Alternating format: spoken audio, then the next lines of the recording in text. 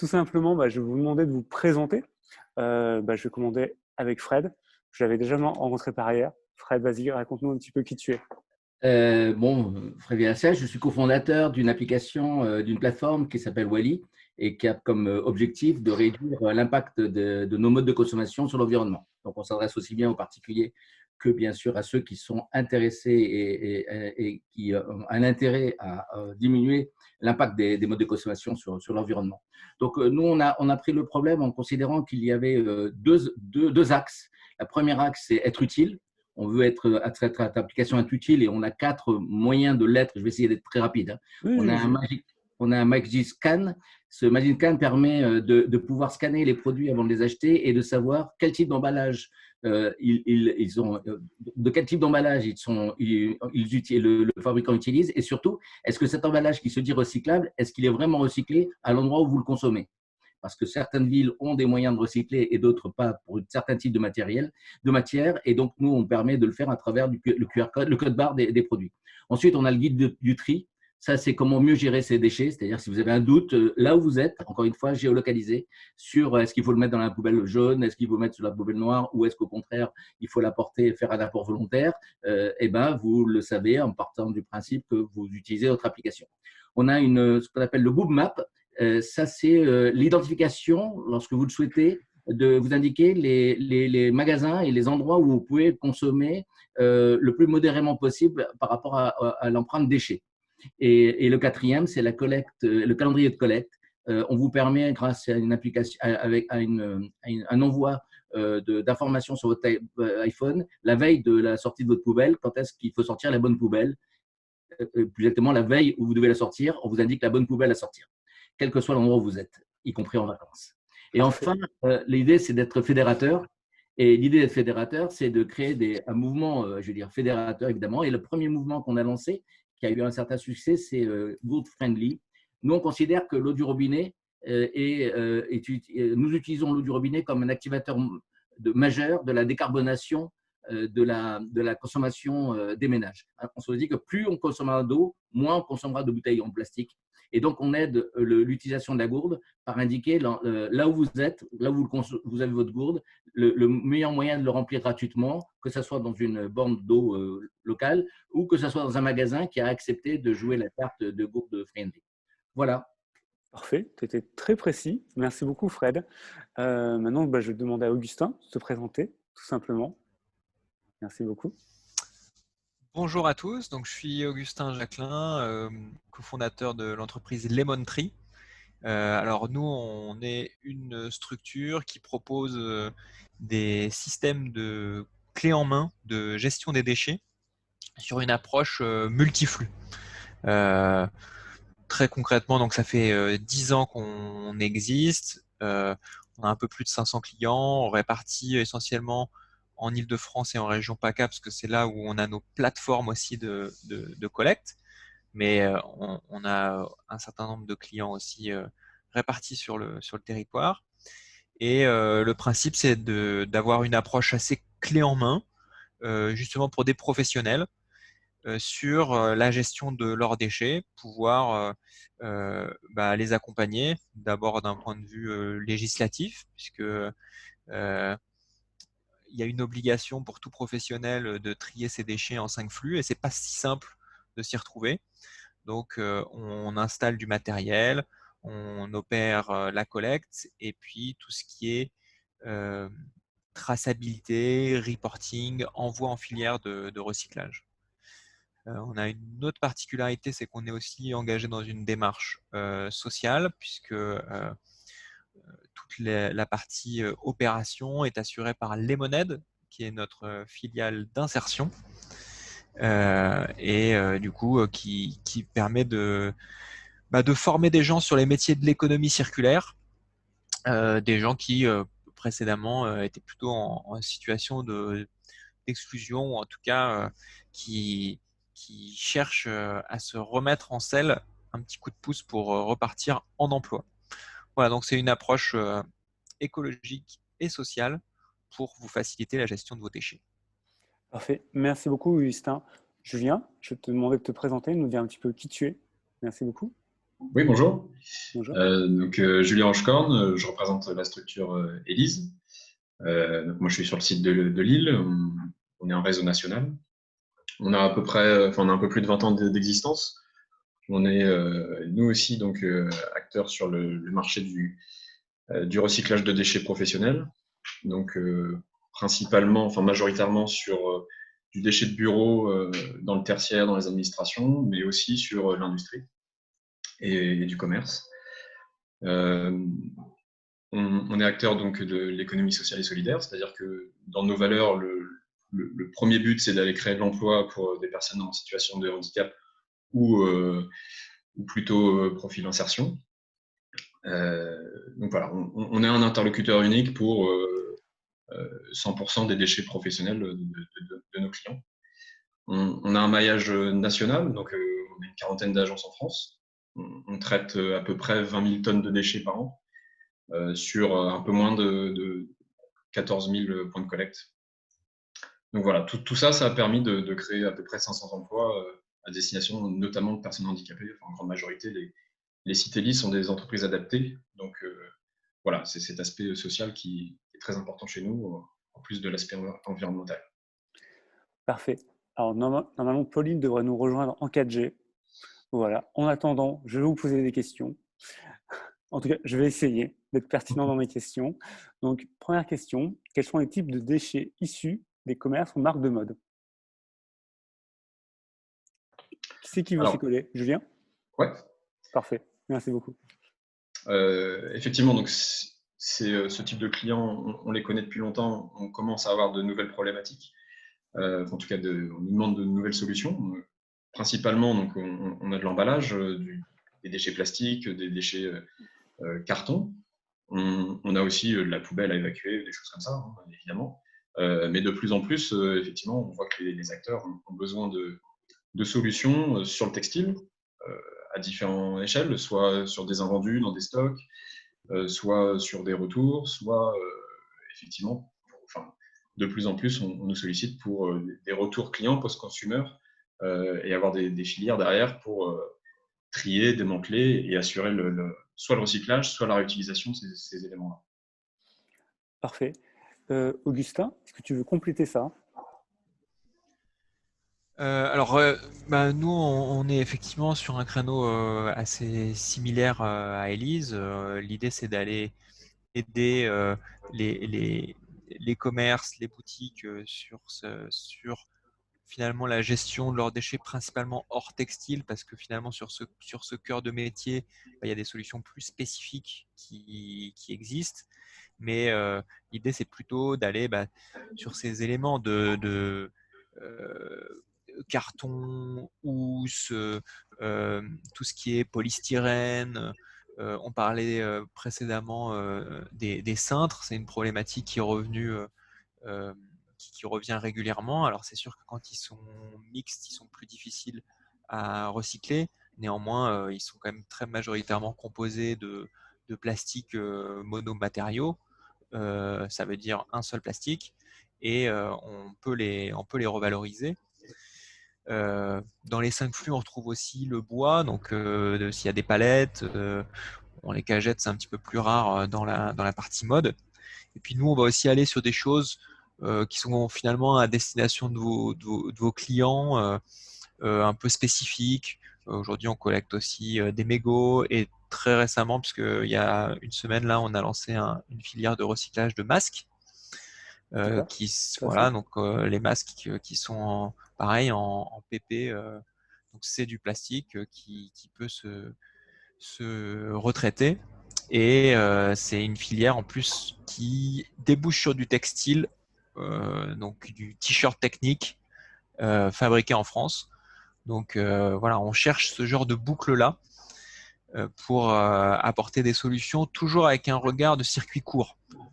Ça aussi, ça nous importe beaucoup, c'est-à-dire que tout le recyclage qui est opéré, en tout cas l'envoi en filière qui est opéré par Lemon Tree, il est en France et idéalement au plus proche des zones de collecte. Et ça, c'est pas mal de boulot. Donc tout ce boulot, on le fait pour vous parce qu'on sait bien que c'est un casse-tête assez complexe. Parfait. Est-ce que Pauline va nous rejoindre? Je pose la question à Oui, Audrey qui est juste à côté. oui, Pauline? tout à fait. Excusez-moi, j'ai eu un problème de connexion. Normalement, ça devrait être bon pour le moment. Ah, c'est Si je peux intervenir à cette Merci. question. Allez-y, Fred, ouais. Merci beaucoup. Nous, on agit par rapport aux consommateurs et en même temps, on est responsable de ce qu'on vend. Et donc, nous, on agit surtout sur le fait que lorsqu'on a acheté un vêtement, qu'est-ce qu'on en fait?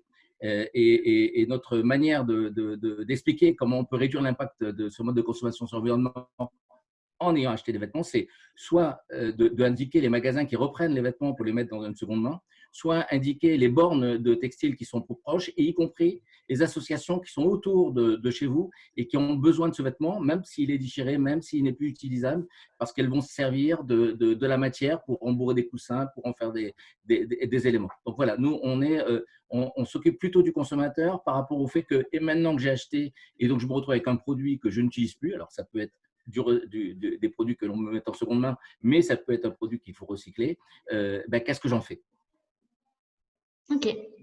Ok, très bien. Alors, c'est vrai qu'au-delà de l'identification de ces différents types de déchets qui sont susceptibles d'être collectés, valorisés par vos solutions, à votre sens, au-delà de quelles sont les solutions qui peuvent s'appliquer pour les industriels de la filière textile ou à votre sens, Augustin, Julien, est-ce que voilà, on a vu que en tout cas la filière pouvait produire un certain nombre de textiles du fait de ce corps de métier qui génère un certain nombre de produits, de déchets textiles, mais au-delà, est-ce qu'il y a des flux de déchets particuliers qui sont susceptibles d'être valorisés au-delà du corps de métier de ce qui est produit en tant que déchet dans la filière textile? Est-ce que vous avez des solutions particulières qui peuvent s'appliquer à ces types de déchets-là?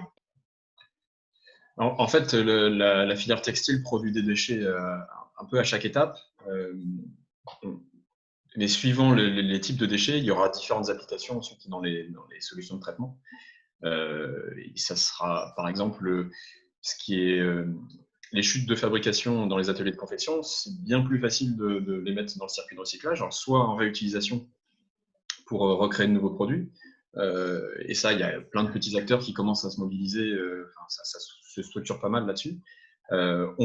La composition, elle est connue à ce moment-là. C'est relativement facile de référencer les choses et donc de les envoyer en effilochage pour refaire du fil derrière. Après, il y a différents niveaux de complexité quand il s'agit d'un rendu, quand il s'agit de stock, quand il s'agit de retour magasin, des choses comme ça.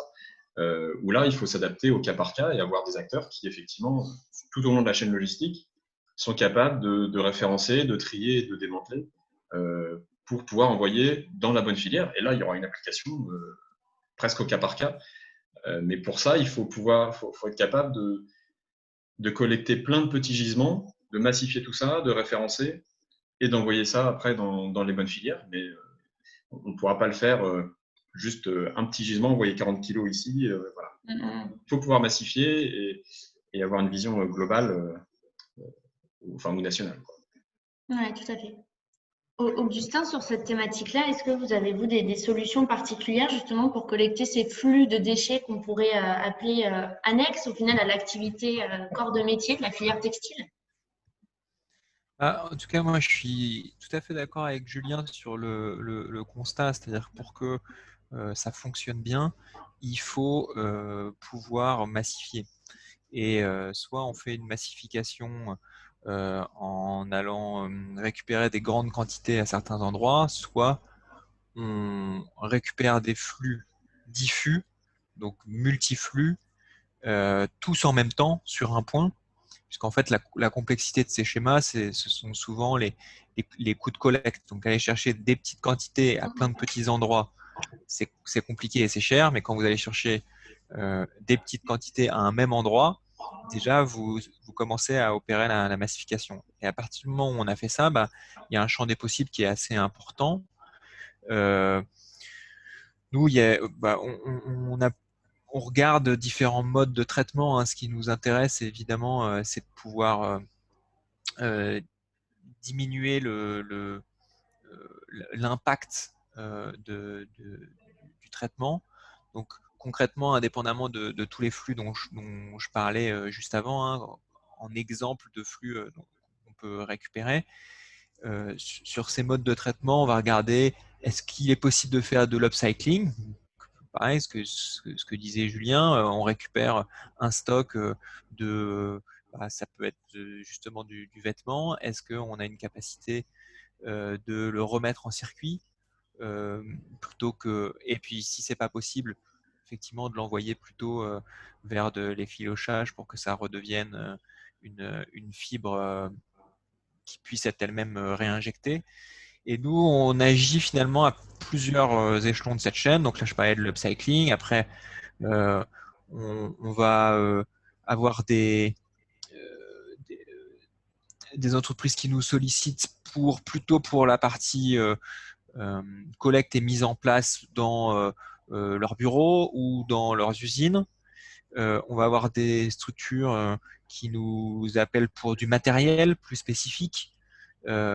Donc, venir installer la partie back. En fait, si on prend les plus de 30 flux qu'on est capable de récupérer, l'idée, c'est d'avoir cette approche globale pour avoir une solution pertinente sur les déchets générés sur un point. Ça a l'air assez global comme ça, mais les exemples finalement sont très concrets. Voilà, on a fait une collaboration avec une marque qui s'appelle Les Vilains Parisiens, qui se sont spécialisés sur ce sujet d'upcycling, reprendre des anciens vêtements pour les remettre en service avec une nouvelle touche. On travaille par exemple pour Veja, où là on a équipé finalement tout leur bureau avec des systèmes de collecte et de bac. Ou alors, j'ai d'autres exemples de grandes marques qui cherchaient des choses plus spécifiques, du matériel qu'ils puissent mettre en boutique, qui soit suffisamment joli et attractif. Donc, on vient aussi proposer des solutions là-dessus. Les solutions, elles sont sur les flux, sur le matériel, sur l'originalité du traitement, c'est du recyclage, mais aussi ça peut être du réemploi, ça peut être de l'upcycling. Et c'est intéressant d'avoir cette approche finalement assez globale. Tout à fait. Merci Augustin. Fred, vous voulez rajouter quelques mots peut-être? Ah, vous avez votre micro coupé, Fred, ouais. On est extrêmement complémentaires parce que nous, on s'occupe principalement donc, du consommateur, donc de l'acte d'achat. Donc, je dirais que la première chose, c'est l'éducation du consommateur qui va privilégier des vêtements qui sont plus facilement recyclables, qui permettent justement de pouvoir revenir dans un circuit. La deuxième, c'est d'indiquer au mieux qu'est-ce qu'on en fait et donc éventuellement, encore une fois, d'identifier les magasins qui jouent le jeu. Et puis aussi, dans l'éducation du consommateur, lui expliquer que le suremballage, même si évidemment c'est un acte qui est lié à l'image de marque, à l'image de la marque, que le suremballage pourrait être diminué. Et donc, encore une fois, le meilleur déchet est celui qu'on ne génère pas. Et nous, on s'occupe de, entre guillemets, et c'est un mot que c'est le seul mot qui me vient à la tête, mais ce n'est pas le bon, l'éducation du consommateur, c'est-à-dire le sensibiliser à tous ces gestes qui fait que lui-même est générateur de ce qu'on lui propose comme déchets. Donc, il faut arrêter cette mécanique. Oui, tout à fait. Alors effectivement, on se voit en ce sens que la loi anti-gaspillage pour une économie circulaire a essayé en tout cas d'orienter le bon choix du consommateur avec un indice, l'affichage environnemental qui déjà donne des indications sur la composition des produits, etc. Donc ça pourrait être un premier élément qui oriente le consommateur vers les bons gestes de consommation en tant que tel. Est-ce que vous avez d'autres exemples d'actions, d'éducation qui pourraient venir amener le consommateur justement à s'orienter vers les produits qui sont plus éco-responsables, plus verts de façon générale? Fred, peut-être, si vous étiez sur cette thématique-là. Oui, dans le textile, on a une difficulté, on travaille dessus, hein, donc je ne me cache pas, on travaille dessus, mais on n'a pas de code barre quand on vend un produit textile. En général, on l'enlève au moment de l'achat, donc le consommateur se retrouve avec le code barre. code. Mais le code barre est un moyen extraordinaire d'éducation puisque c'est un signe, une manière de reconnaître individuellement les produits que l'on achète. Et en se servant du scan, on peut avoir plein d'informations qu'on peut laisser sur un code barre lorsqu'on accepte de laisser un logo, un moyen d'identification. Et nous, on prône pour un moyen d'identification pour chaque produit acheté. De telle manière que lorsqu'on se pose des questions, on n'a plus qu'un scan à sortir et avoir la réponse. Un peu comme ce qui peut exister par ailleurs sur les produits alimentaires, comme on connaît déjà. Est-ce que Julien, Augustin, vous vouliez rajouter des éléments sur cette thématique de formation, d'éducation aux beaux gestes de consommation?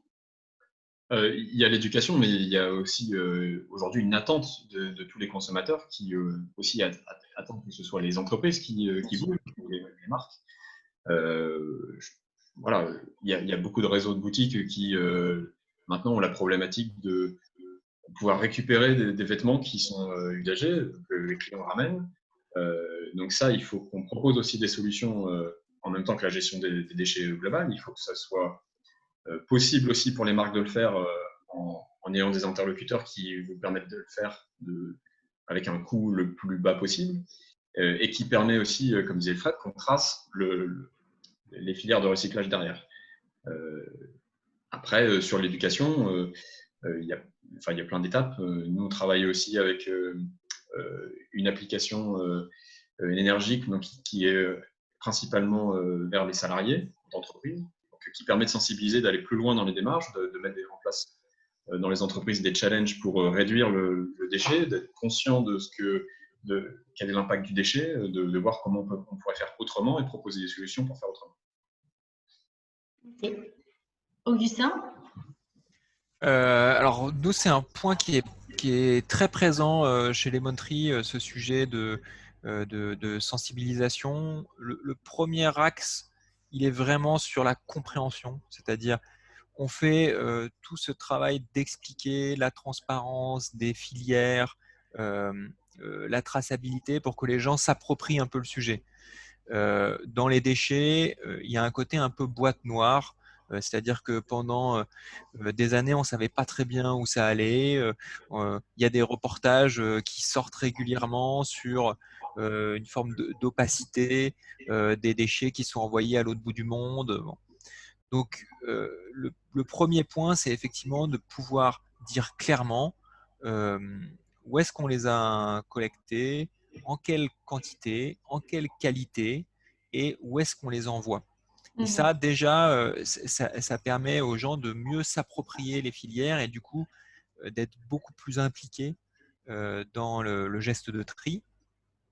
Après, on pousse aussi des approches qui sont, je dirais, un peu pragmatiques, c'est-à-dire qui jouent sur d'autres cordes, sur le jeu, sur le gain, sur la solidarité. En fait, Lemon Tree, à l'origine, c'est aussi un système qui est basé sur la récupération d'emballage et la récompense associée. C'est-à-dire que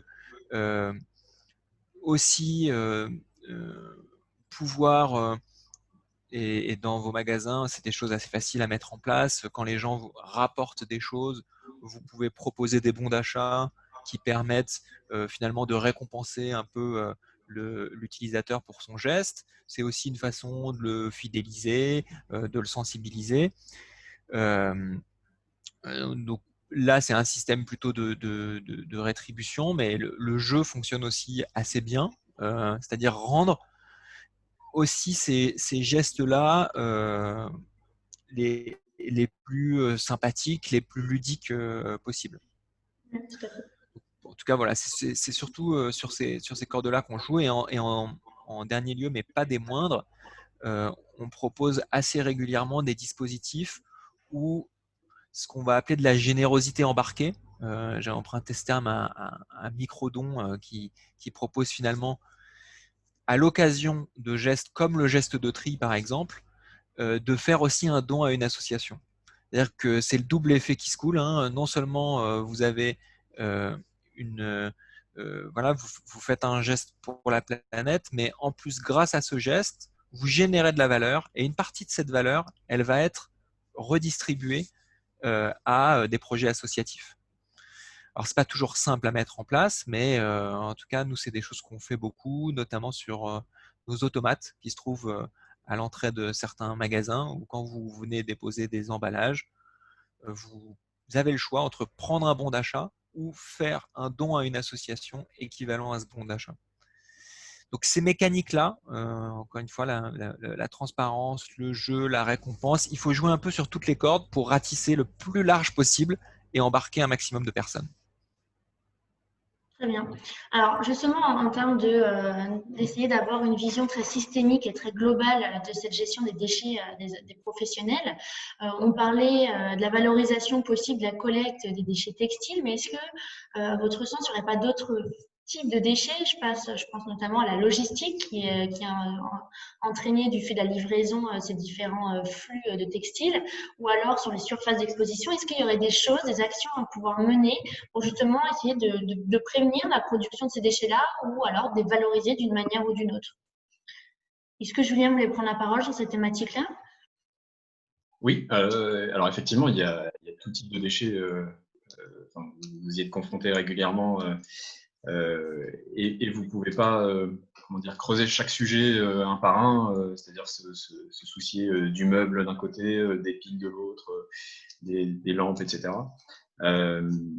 Donc ça, effectivement, il faut passer par des gens qui vous proposent une solution complète, avec effectivement de plus en plus des solutions de réutilisation, des solutions de seconde vie qui arrivent. Effectivement, je pense au mobilier. On a un éco-organisme qui est présent sur ce marché-là et qui est très moteur pour effectivement faire un tri au moment de la collecte pour pouvoir du coup renvoyer dans les filières de réutilisation. Enfin, là, il y a des objectifs qui sont fixés par exemple par le ministère. Et donc, ça fait partie de la solution. Soit le matériel est en bon état, il peut avoir une seconde vie, du coup il est trié, référencé, etc. Et il peut repartir dans le circuit avec du coup un circuit de réapprovisionnement de clients qui souhaitent, eux, chercher sur le marché de seconde main ce genre de choses. Donc ça sera applicable sur plein de types de déchets, quoi. Oui. Fred, est-ce que vous avez des éléments sur justement ces autres flux de déchets valorisables sans Alors, déchets professionnels? bien sûr, je rebondis sur ce que vient de dire Julien. La vraie problématique, c'est que alors le consommateur, mais le magasin aussi, mais le consommateur a face à un énorme nombre de qui ont des gestions très différentes et très éclatées. Donc, du coup, ils ne s'y retrouvent pas. Donc, la simplification, c'est le mettre dans la poubelle et puis on n'en parle plus. Un peu aussi, dans certains cas, dans les magasins qui ne vont pas jusqu'au bout du tri.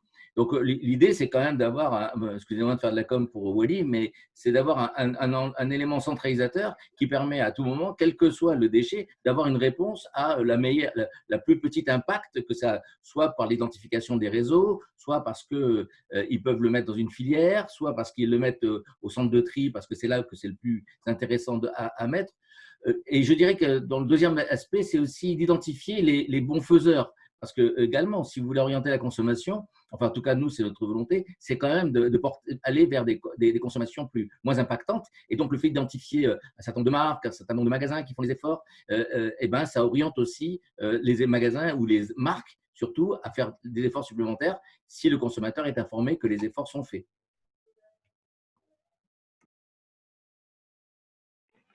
Julien, Augustin, pardon, quelques mots peut-être sur ces autres flux de déchets et leur option de valorisation potentielle. Ouais. En fait, moi je suis surtout partisan de dire qu'il faut, sur des déchets un petit peu exotiques, avoir une approche par industrie. C'est-à-dire que on sait que la clé d'un bon traitement passe par la massification et que si chacun a quelque chose de très différent entre les mains dans son magasin, dans son entreprise, on n'en sort pas trop. Donc, une des possibilités, c'est effectivement de se fédérer entre pairs pour pouvoir avoir ces effets de massification. Donc, je sais pas, dans une rue commerçante, si tout le monde utilise des cintres, on s'arrange pour que on ait tous les mêmes. ça paraît être difficilement faisable, mais en fait, il y a quand même un dialogue qui s'installe voilà, au sein d'une même industrie, au sein d'une même branche, au sein d'une même fédération. Donc ça, c'est sûr que s'il y a un effort à faire, c'est de prendre le sujet un petit peu plus haut pour essayer d'uniformiser un certain nombre de matériaux, d'outils, d'ustensiles, de mobilier. Et mon autre réflexion, elle va encore un peu plus haut, puisque la question est structurellement comment on peut faire. Elle est sur l'éco-conception. Parce que, en fait, n'achetez pas des produits pour lesquels on n'identifie pas un exutoire et une fin de vie qui est claire. Parce que voilà, ces dernières années, il y a eu une espèce de course à faire les choses les plus complexes possibles. Et complexe pour nous, ça veut dire multimatériaux. Vous allez mettre du métal avec du plastique, avec du carton, tout ça bien aggloméré. À la fin, on peut plus rien en faire. Et encore une fois, on a entendu des personnes tout à l'heure se dire mes cintres, je suis obligé de les enfouir parce que c'est un mélange métal plastique.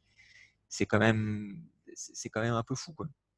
Donc moi je prône vraiment ce sujet aller challenger vos fournisseurs, poussez-les pour savoir quelles sont les fins de vie de tout ce que vous achetez. Est-ce qu'ils font cet effort d'éco-concevoir leurs produits? Est-ce qu'ils anticipent un peu l'après? Et l'autre sujet, c'est effectivement de pouvoir se parler entre pairs pour uniformiser certains process, pour qu'on ait des flux plus homogènes, qu'on puisse les massifier et trouver des filières en face. C'est aussi ça, hein. Il y a pas mal dans le recyclage, souvent, on va dire techniquement, c'est possible. Si vous prenez le plastique, là, il y a beaucoup de résines qu'on sait très bien transformer. Mais on a un problème de massification, c'est-à-dire qu'on n'a pas suffisamment de volume pour aller convaincre un industriel et lui dire il faut ouvrir une ligne pour retraiter spécifiquement ce produit.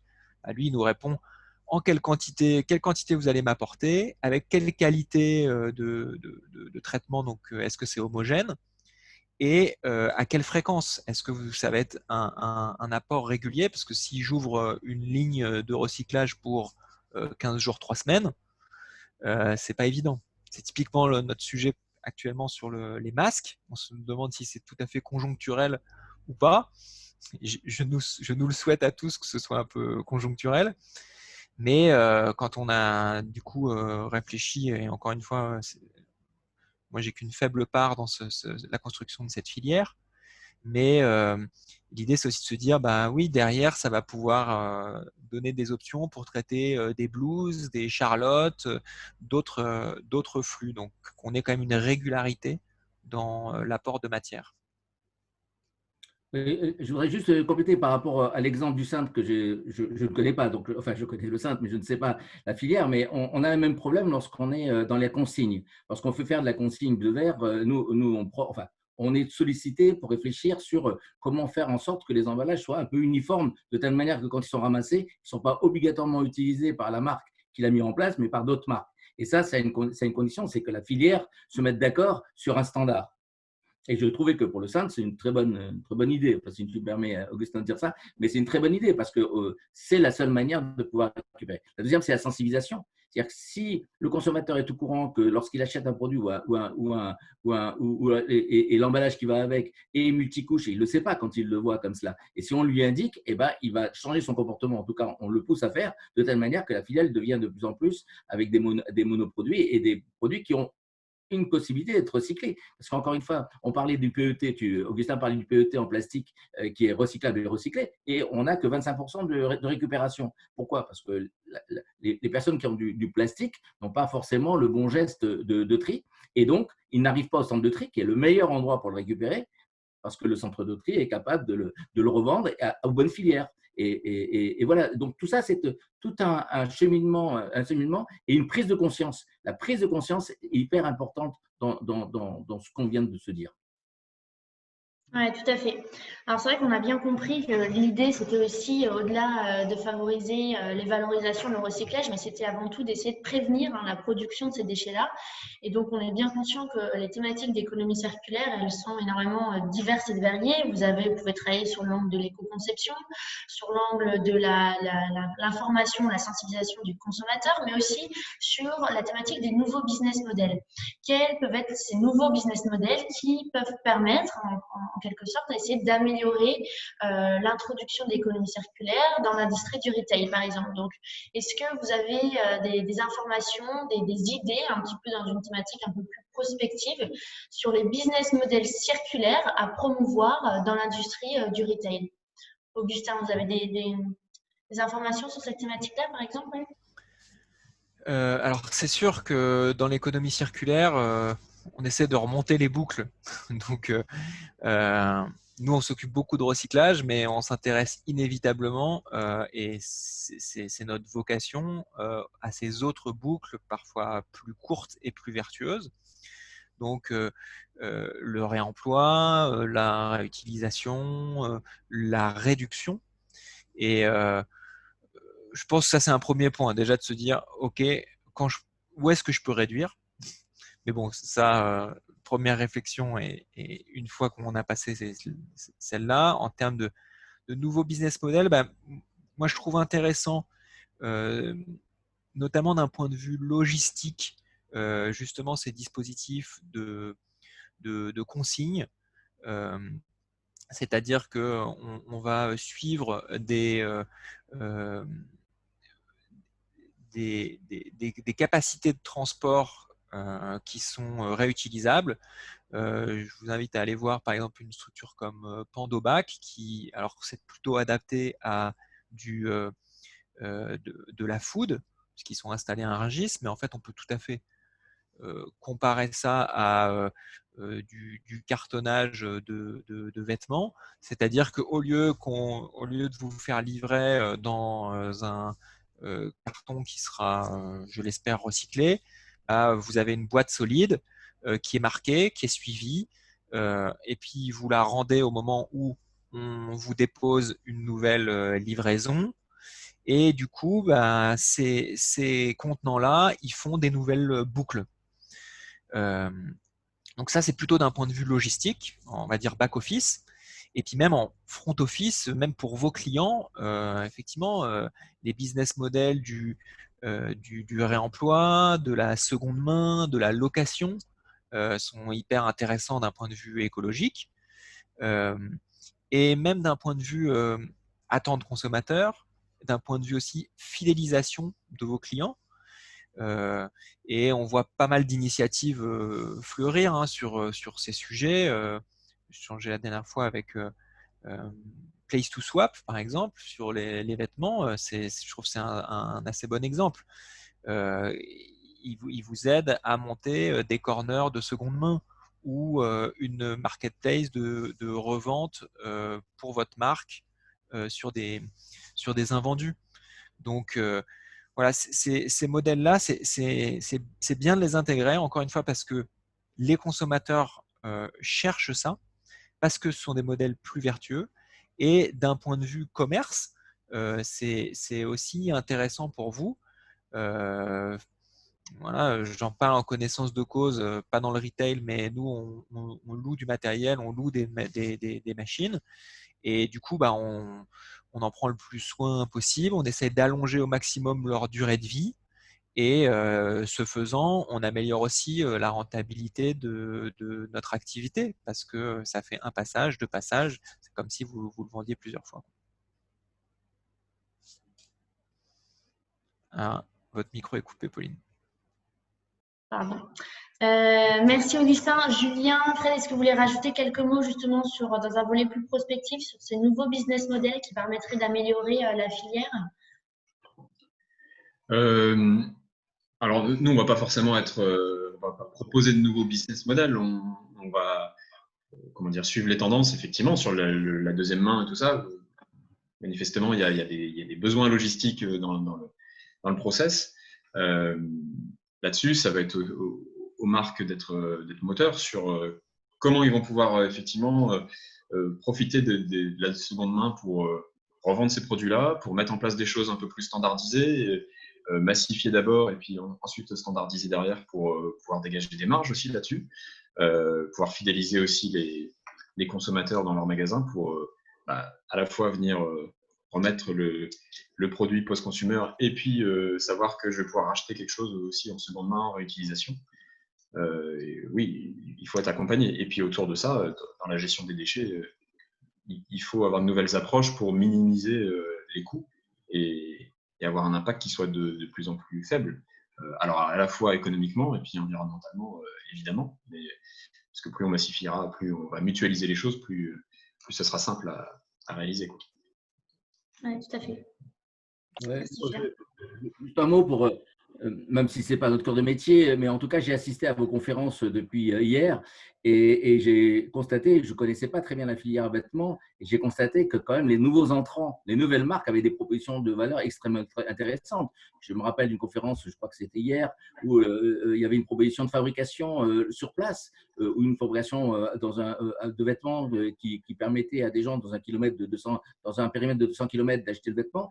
Il y a aussi des solutions où on ne surstocke pas, on fabrique presque à la demande. Et ça, je trouve ça intéressant. Et pourquoi je dis que je trouve ça intéressant, c'est parce que ça rejoint un autre mouvement que je connais un peu mieux, qui est le monde de la cosmétique, où on voit bien que les nouveaux entrants sont hyper sensibilisés à ça. Presque des fois, je me demande si elles ne font pas une entreprise uniquement pour aider à diminuer l'impact de la consommation sur l'environnement. Tellement elles sont portées, je parle parce qu'il y a beaucoup de femmes, elles sont portées par cela. Donc moi, je crois aux nouvelles marques qui sont capables de bouleverser un peu, parce que les marques actuelles, elles ont plus d'efforts à faire parce qu'elles n'ont pas été structurées pour cela. Oui, tout à fait.